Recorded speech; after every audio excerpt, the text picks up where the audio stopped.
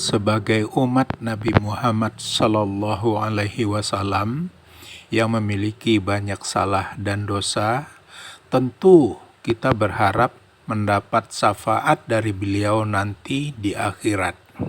Namun ternyata ada syafaat-syafaat dari para nabi, termasuk syafaat dari Nabi Muhammad Sallallahu Alaihi Wasallam tidak diterima Allah. Kenapa sampai Allah menolak syafaat dari para nabi ini? Berikut adalah suara kajian Ustadz Ami Nurbaits terkait hal itu. Linknya ada di deskripsi. Terima kasih. Jadi ini prinsip, semua kita itu diajarkan kembali kepada Allah, kembali kepada Allah. Kita meyakini ada syafaat, tapi syafaat tetap kembali kepada Allah. Dan ada syaratnya. Siapa yang dapat syafaat? Makanya Nabi SAW pernah ditanya oleh Abu Hurairah. Dari sahabat Abu Hurairah radhiyallahu anhu. Qila, ada yang bertanya, "Ya Rasulullah, siapakah orang yang paling berbahagia karena mendapatkan syafaat Anda besok di hari kiamat?" Kemudian Nabi SAW bersabda, "Orang yang paling berbahagia karena mendapatkan syafaatku besok di hari kiamat, orang yang mengikrarkan ada syafaat Nabi yang tidak diterima." Yang pertama, syafaat Nabi Nuh untuk putranya. Nabi Nuh itu berpisah dengan putranya dalam situasi banjir. Banjir bandang yang demikian hebat itu. Sehingga beliau melihat putranya ditenggelamkan oleh Allah. Allah Subhanahu wa taala menceritakan ini dalam Al-Qur'an. Allah taala meminta kepada, atau Allah taala bercerita tentang kapalnya Nabi Nuh. Wa hiya tajri bihim fi maujin kal jibal. Kapal itu berlabuh mengangkut para penumpang fi maujin, mengarungi lautan air yang ombaknya kal jibal, seperti gunung. Fi maujin kal jibal, ombaknya seperti gunung. Wa nada Nuhun, dan pada posisi itu anaknya Nabi Nuh itu belum tenggelam. Wa nada Nuhun ibnahu, Nuh memanggil anaknya. Wa kana fi ma'zilin, dan dia menjauh dari bapaknya.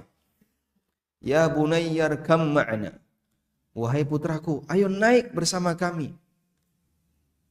Anaknya ditawari oleh Nabi Nuh untuk naik kapal. Wala takun ma'al kafirin, dan janganlah kamu bersama orang-orang kafir. Apa jawaban anaknya Nabi Nuh? Qala, dia mengatakan, sa'awi ila jabalin, aku akan naik gunung, aku akan berlindung ke atas gunung, ya'simuni minal ma', yang bisa melindungiku dari air.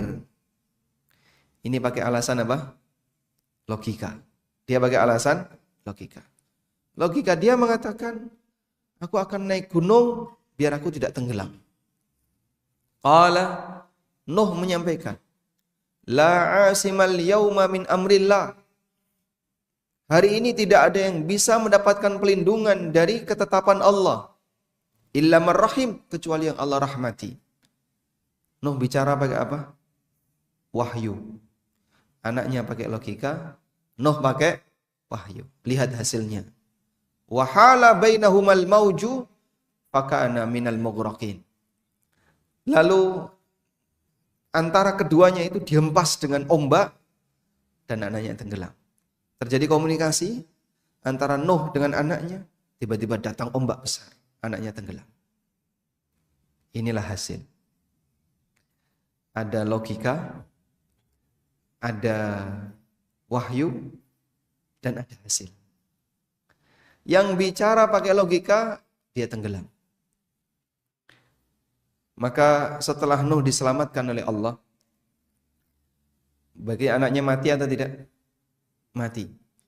Wa qila ya ardu bla'i ma'aki wa ya sama'u aqli'i wa ghidhal ma'u wa qudiyal amru wastawat 'alal judi. sampai akhirnya perahu itu mendarat di Al-Judi. Wa qila bu'dal lil qaumidz zalimin, dan terjauhkan atau terkutuk bagi orang-orang yang zalim. Wa nada Nuhun rabbah. Disinilah Nabi Nuh berdoa. Faqala, beliau memohon kepada Allah, Rabbi inna bani min ahli. Ya Allah, sesungguhnya anakku adalah keluargaku. Wa inna wa'dakal haqq wa anta ahkamul hakimin. Janjimu itu benar dan engkau adalah zat yang paling bijaksana. Nuh alaihissalam dalam posisi ini, kalaupun saya harus berpisah dengan anakku di dunia, beliau mohon agar anaknya diampuni, agar bisa ketemu di akhirat. Pisah di dunia nggak apa-apa, yang penting semoga nanti bisa ketemu di akhirat. Tapi untuk bisa ketemu di akhirat syaratnya apa? Syaratnya apa? Anaknya harus diampuni. Karena anaknya mati kafir. Nuh berdoa dan memperjuangkan itu. Maka saat Nuh berdoa seperti itu, Allah Subhanahu wa taala memberikan balasan seperti ini. Qala, Allah berfirman, "Ya Nuhu, wahai Nuh, innahu laisa min ahlik." Itu bukan keluargamu. Artinya beliau akan dipisahkan dengan anaknya. Sehingga tidak menjadi keluarganya di surga. Innahu amalun ghairu saleh, itu adalah amal yang tidak soleh. Anak yang enggak soleh karena dia tidak mau nurut sama bapaknya yang mukmin. Lalu Allah kasih peringatan, fala tas'alni ma laisa laka bihi ilm. Jangan kau minta kepadaku sesuatu yang kau enggak punya ilmu. Inni a'idzuka an takuna minal jahilin. Aku berikan nasihat kepadamu agar kau tidak menjadi orang bodoh. Masya Allah. Kadang kalau Bapak Ibu baca ayat ini ya, dengan penuh perenungan Pak, Anda bisa rasakan betapa sedihnya Nabi Nuh ini. Anda bisa rasakan gimana kesedihan yang akan dialami Nabi Nuh. Coba Pak, kehilangan anak. Ya. Satu, beliau kehilangan anak ketika di dunia. Anaknya mati dalam kondisi kafir. Beliau perjuangkan agar diampuni, sehingga ada harapan untuk bisa ketemu di surga. Maka beliau berdoa kepada Allah. Ditegur oleh Allah. Doa kayak gini salah. Minta seperti ini salah. Lalu Allah Subhanahu wa taala menegur tambahan. Kamu jangan jadi orang bodoh. Sudah enggak dikabulkan, ditegur. Sudah? Dan anaknya hilang dunia akhirat. Beliau kehilangan anak di dunia, kehilangan anak di akhirat. Berusaha untuk menyelamatkan anaknya agar diampuni, berdoa malah ditegur dan disalahkan. Ibaratnya apa? Sudah enggak dapat malah disalahkan. Apa yang terjadi ketika ada rakyat misalnya ya? Ini ilustrasi yang mungkin biar lebih menyedihkan.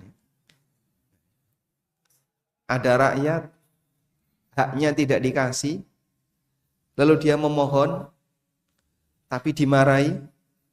Dia memohon lagi, kemudian dipenjarakan.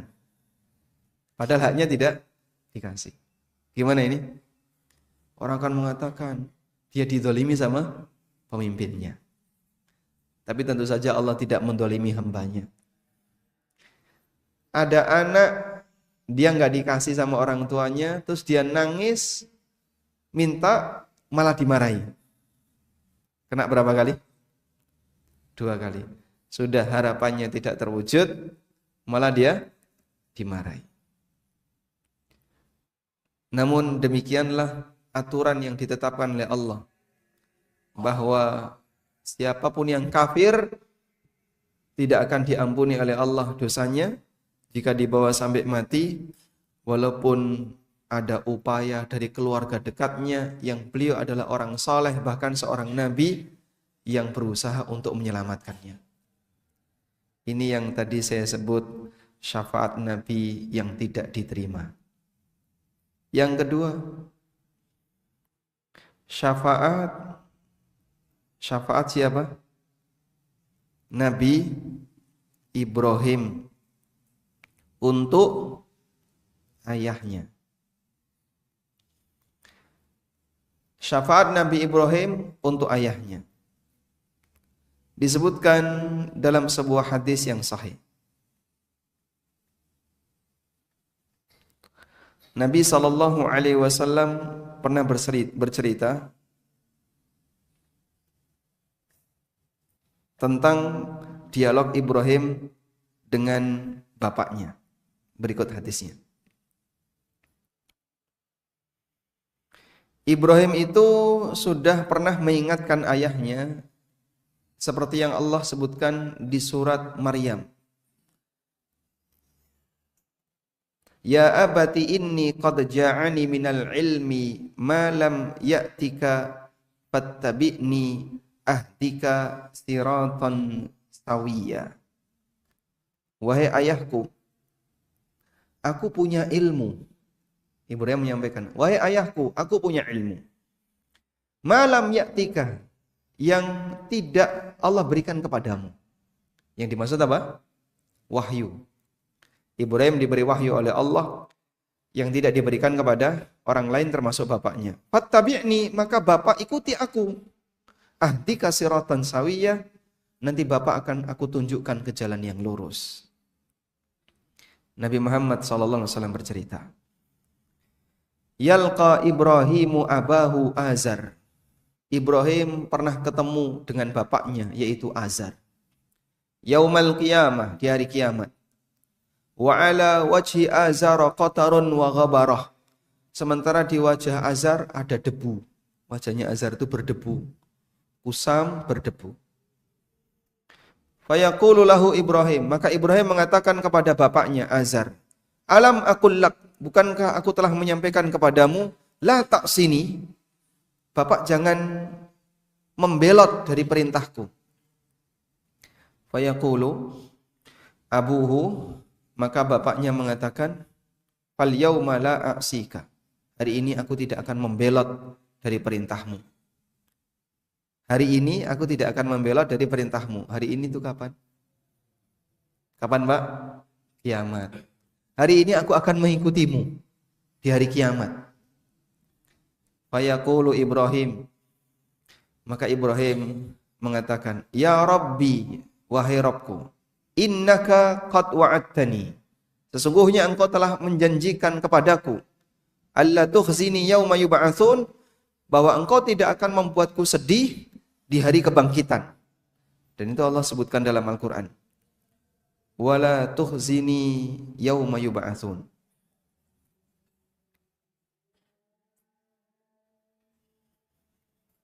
Ini doanya Ibrahim alaihissalam yang Allah sebutkan di surat Asy-Syu'ara ayat 87. Waghfir li abi innahu kana minadh dhalin wala tukhzini yauma yub'atsun. Ampunilah ayahku, sesungguhnya ayahku itu orang tersesat. Wala tukhzini yauma yub'atsun, dan jangan engkau membuat aku sedih di hari kebangkitan. Hari kebangkitan itu hari apa? Kiamat. Apa yang terjadi? Itulah doanya Ibrahim sampai kiamat. Beliau berusaha untuk menyelamatkan bapaknya dan beliau mengatakan, wala tukhzini yauma yub'atsun, innaka qad wa'adtani alla tukhzini yauma yub'atsun. Ya Allah, bukankah engkau telah menjanjikan kepadaku bahwa engkau tidak akan membuatku sedih di hari kiamat. Fa ayyu khizyin akhza min abil ab'ad. Kesedihan mana lagi yang lebih menyedihkan daripada ketika aku dijauhkan dari bapakku. Fa yaqulullahu tabaraka wa ta'ala, maka Allah Ta'ala berfirman, Inni haramtul jannata 'alal kafirin. Aku haramkan surga untuk dimasuki orang kafir. Sehingga upaya Ibrahim untuk menyelamatkan bapaknya tidak dikabulkan. Summa yuqal, kemudian dikatakan, Ya Ibrahim, wahai Ibrahim, ma tahta rijlaika, coba lihat apa yang berada di bawah kakimu. Fayanduru, kemudian Ibrahim melihat ke arah bawahnya, fa idza huwa bidhibhin multatikhin fayukhadhu biqawamihi fayulqa finnar. Ternyata di sini ada kata dhibh. Coba kita lihat ya. Dhibh multatih. Undur ma tahta rijlaika. Fayarahu dhikhan. Wa dhih dzakarud dabq katsira asy-sya'r. Binatang seperti anjing, dobu itu hina ya, yang punya banyak bulu. Mutalattikhan birraji awiddam, yang berlumur dengan kotoran dan darah. Di bawah kakinya Ibrahim ada binatang seperti hina, tahu hina ya? Yang penuh dengan kotoran dan darah. Fayu'khadhu biqawaimihi fayutrahu finnar. Kemudian binatang ini diambil dengan ditarik salah satu kakinya, terus dia dilempar ke neraka. Apa ini? Kila, sebagian ulama mengatakan innama dhahara lahu fi hadhihi surah, Allah tampakkan dalam bentuk seperti ini al-mustab'asyah, yang itu adalah sangat menjijikkan, liyatabarra'a minhu, agar Nabi Ibrahim berlepas darinya. Wal hikmatu fi kaunihi musikha dabu'an duna ghairihi minal hayawan anna dabu ahmakul hayawan. Dan hikmah kenapa diwujudkan dalam bentuk seperti binatang hina. Coba kita lihat gambar hina ya. Hina. Seperti ini ya. Kayak gini adalah hina. Kenapa diwujudkan dalam bentuk binatang seperti ini? Kita lanjutkan. Bukan binatang yang lain, karena binatang ini adalah binatang yang ahmakul hayawan. Binatang yang lambang kebodohan. Kalau kita nyebut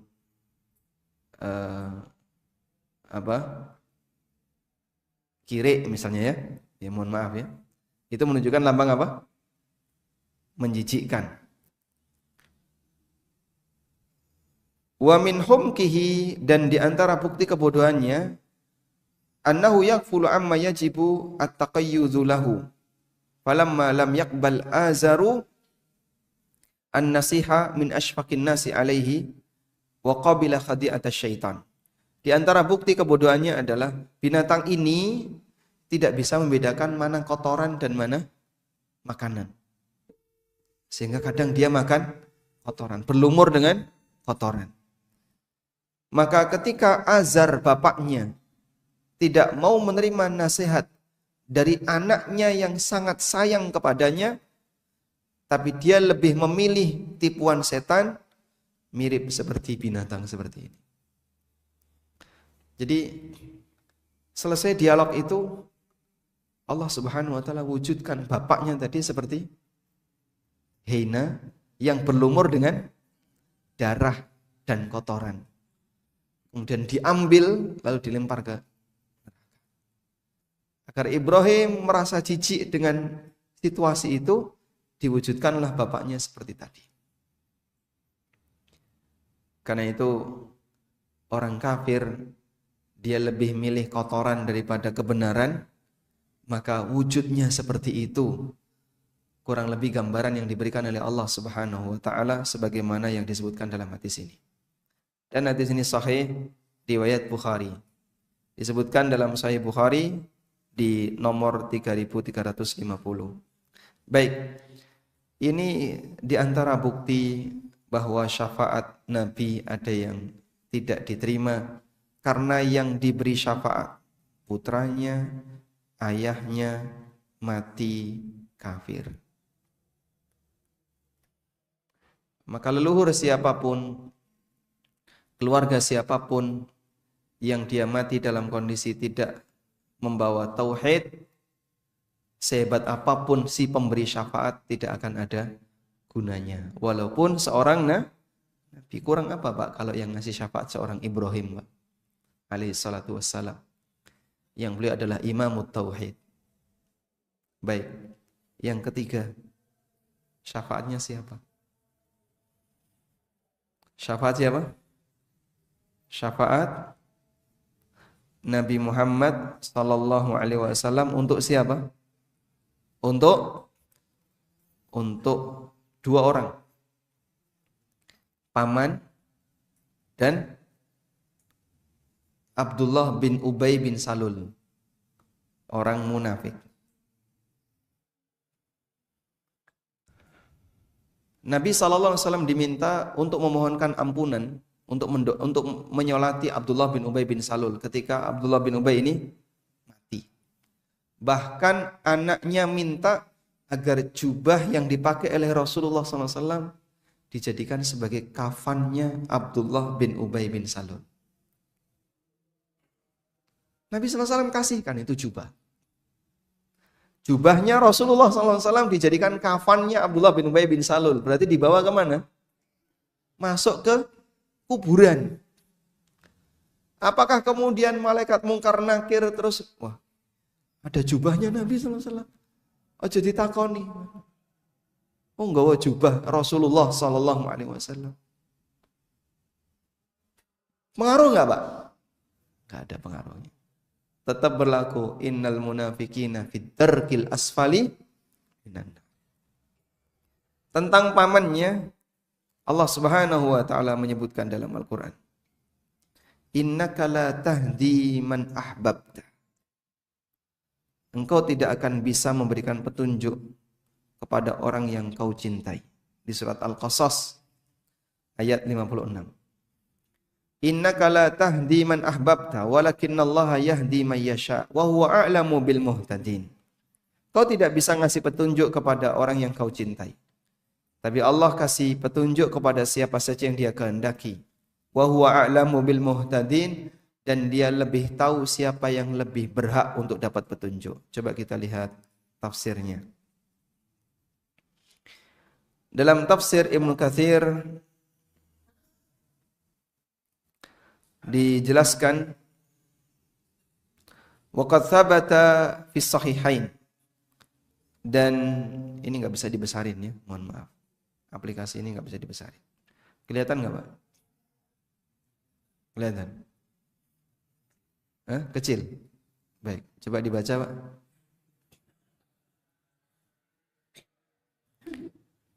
Waqad thabata fi sahihain. Disebutkan dalam riwayat Bukhari Muslim, annaha nazalat fi Abi Talibin, ammi Rasulillah sallallahu alaihi wasallam. Bahwa ayat ini turun terkait Abu Talib, paman Rasulullah sallallahu alaihi wasallam. Waqad kana yahutuhu wa yansuruhu wa yaqumu fi saffihi wa yuhibbuhu hubban syadidan tab'iyan la syar'iyyan. Abu Talib itu banyak membela Nabi sallallahu alaihi wasallam, banyak membantu dakwah beliau, dan Nabi sallallahu alaihi wasallam sangat mencintai Abu Talib. Karena cinta tabi'i ya, karena cinta bawaan perasaan. Sebagaimana kita mencintai keluarga kita. Falamma hadarathul wafat, ketika menjelang mati, wahana ajaluhu, dan sudah datang ajalnya, da'ahu Rasulullah sallallahu alaihi wasallam ilal iman wad dukhuli fil Islam. Nabi sallallahu alaihi wasallam mengajaknya untuk beriman dan masuk Islam.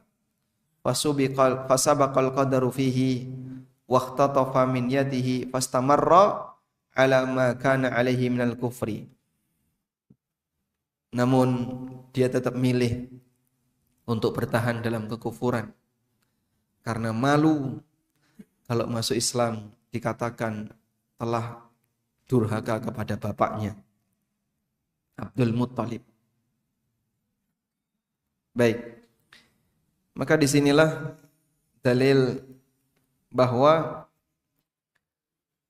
syafaat seorang nabi untuk pamannya sendiri nggak ada manfaatnya, apalagi untuk orang lain jika yang mendapatkan syafaat tidak berhak dan tidak ada izin dari Allah Subhanahu wa taala. Jadi ini prinsip, semua kita itu diajarkan kembali kepada Allah, kembali kepada Allah. Kita meyakini ada syafaat, tapi syafaat tetap kembali kepada Allah. Dan ada syaratnya. Siapa yang dapat syafaat? Ahlu tauhid. Orang yang mentauhidkan Allah. Itulah orang yang dapat syafaat. Makanya Nabi SAW pernah ditanya oleh Abu Hurairah, "Ya Rasulullah, man as'adun nas bi syafa'atika yaumal qiyamah." Dalam hadis yang sahih riwayat Bukhari dari sahabat Abu Hurairah radhiyallahu anhu. Qila, ada yang bertanya, "Ya Rasulullah, siapakah orang yang paling berbahagia karena mendapatkan syafaat Anda besok di hari kiamat?" Qala Rasulullah sallallahu alaihi wasallam. Kemudian Nabi sallallahu alaihi wasallam bersabda, "As'adun nas bi syafaati yaumal qiyamah." Orang yang paling berbahagia karena mendapatkan syafaatku besok di hari kiamat, man qala la ilaha illallah khalisan min qalbihi.